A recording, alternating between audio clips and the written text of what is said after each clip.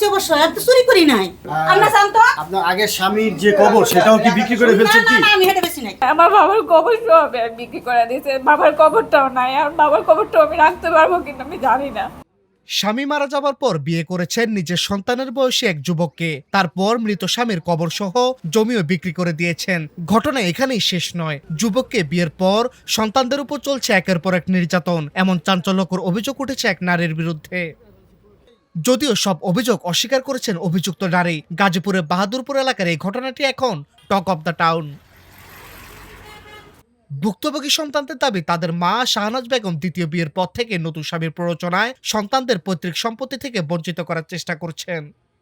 সুস্থ সমাধান চাচ্ছি ভাই, এইভাবে আমি আর থাকতে পারতেছি না। এই দুই ভাই বোন নিয়ে আমি কিভাবে থাকবো? আর প্রত্যেক দিন আমার এইভাবে থাকা সম্ভব? আমি চাকরি করে খাই, দুই ভাই বোনকে মানুষ করতে হয়। আমার আসলে আমি লাস্ট পর্যায়ে এসে দেয়ালে পিঠ থেকে গেছে। এতদিন তো কেউ বলতে পারেন নাই যে আমার মা আরেকটা বিয়ে করছে। ফাঁস তো করি নাই, কারণ আমারও তো মান সম্মান আছে, আমারও তো একটা লাইফ আছে। গত 28 এপ্রিল এক সংবাদ সম্মেলনে বড় মেয়ে মর্জিন আক্তার অভিযোগ করেন, তাদের মা ও এই তরুণ সৎ বাবা মিলে সন্তানদের নিয়মিত মারধর ও প্রাণনাশের হুমকি দিচ্ছেন। অভিযোগের চরম পর্যায়ে মর্জিনা দাবি করেন, তাদের মা পৈতৃক ভিটা থাকা বাবার কবর সংবলিত জমিটি স্থানীয় দুই ব্যক্তির কাছে বিক্রি করে দিয়েছেন। মান সম্মান দিকে না তাকিয়ে দুই ভাই বোনের দিকে তাকাইছে। আমরা এতিম ভাই, কেউ নাই আমার পাশে দাঁড়ানোর। এক চাচা এসে দাঁড়াইতো, সেই চাচার নামে মামলা দিয়ে রেখে দিয়েছে। চাচা পর্যন্ত আসতে পারে না, চাচতো ভাই আসে নাই কোনো কিছুতে, তাও চাচতো ভাইয়ের নাম দিছে। যে হাজবেন্ড আমার সাথে ছিল, সেই হাজবেন্ডের ভুক্তভোগী করছে। এই ছেলের কি দোষ? আমার মা প্রতিনিয়ত ওরে বকাবাজি করে খারাপ ভাষায়, ওনার প্রতিনিয়তই ঠেট দিতে থাকে। ওনারা মাঝখানে ওই জমিতে যখন বাধা ক্রিয়েট করছে, 10 লাখ টাকা চাঁদা দাবি করছে। এটা নিয়ে আমার কমপ্লেন করা আছে, বাসায় এসে ভাঙচুর করে। তবে এই ভয়াবহ অভিযোগের বিপরীতে অভিযুক্ত মা শাহনাজ বেগম নিজেকে সম্পূর্ণ নির্দোষ দাবি করেছেন। তার বক্তব্য অনুযায়ী বরং পারিবারিক সম্পত্তি নিয়ে বিরোধের জেরে তাকে সামাজিকভাবে হেয় প্রতিপন্ন করতে এমন সব গল্প সাজানো হচ্ছে। আমরা জানতো আপনার আগের স্বামীর যে কবর সেটাও কি বিক্রি করে ফেলছেন কি? না, আমি হেঁটে বেশি নাই।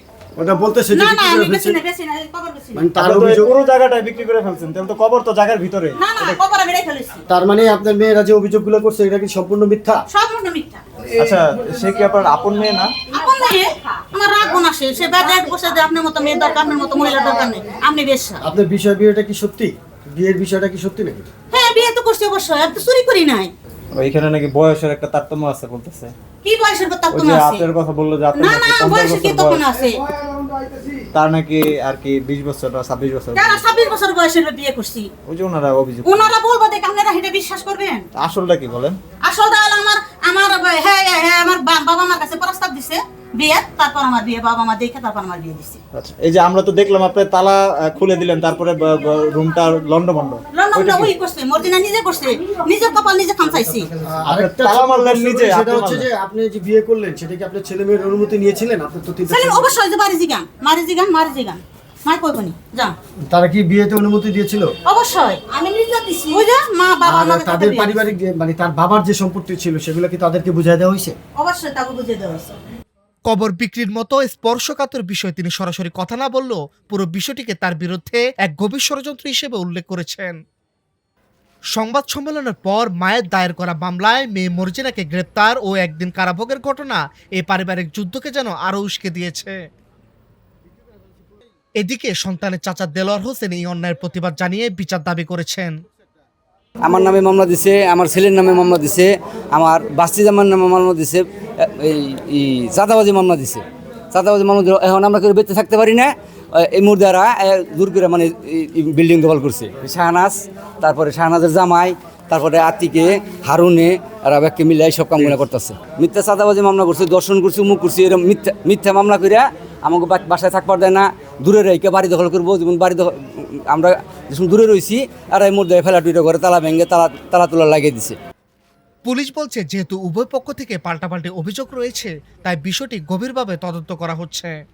ওই মহিলাও আবার তার দুই মেয়ের নামে বিভিন্ন আদালতে মামলা করছে, এটা কোর্টে মামলা চলতেছে। মানে বিষয়টা হলো যে এর বাবা মারা যাওয়ার আগে আপনি মনে হয় জানেন, এদের দুই বোনকে একটা ঘর এবং জায়গা লিখে দিয়ে গেছে, আবার তার স্ত্রীকেও লিখে দিয়ে গেছে। এখন প্রবলেমটা তাহলে কোথায়? প্রবলেম হলো স্ত্রীর নামে যেটা লিখে দিছে সেটা আবার সে আবার বিয়ে করছে, একটু তার চেয়ে একটু বয়স কম এক লোকজনকে বিয়ে করছে, হয়তো বা সে প্ররোচনায় পড়ে এই জায়গাটা অন্যজনের কাছে বিক্রির জন্য বায়না করছে। স্থানীয় এলাকাবাসীর দাবি প্রকৃত সত্য উদ্ঘাটন করে এই অমানবিক পারিবারিক কলহের অবসান ঘটানো হোক।